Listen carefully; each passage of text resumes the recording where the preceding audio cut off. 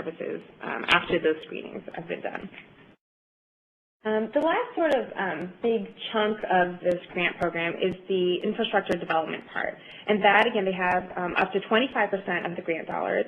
And that's to do things like focus on workforce development, if they need to do policy changes to help support the collaborations with their primary care partners. If they need to look at their electronic health record system or their health management systems, that's been a really big area of focus for a number of grantees. So that's another area that the grantees are working on.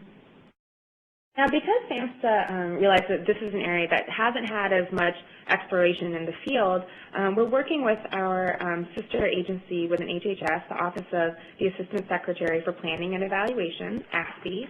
We're working with them on a cross-site evaluation, and the evaluation has three main areas of focus.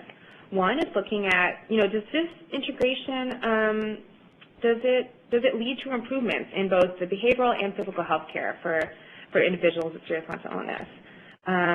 Is it possible to integrate these services between primary care and behavioral health? And then more particularly, what are actually those different approaches to integration that are happening at the different sites?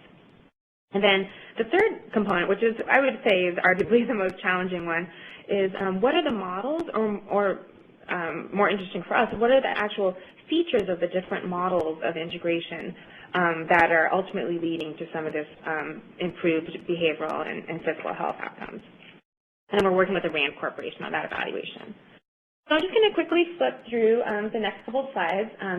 So right now we have awarded 56 grantees, and these are, again, community behavioral health providers.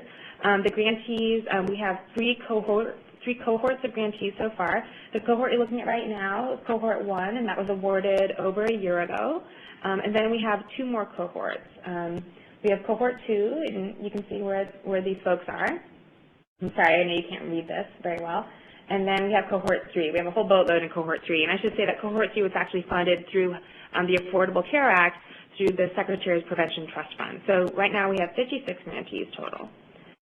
Okay, so another component, a pretty major component of this primary behavioral health care integration grant program is a training and TA center that SAMHSA is doing in partnership with our sister agency, HRSA.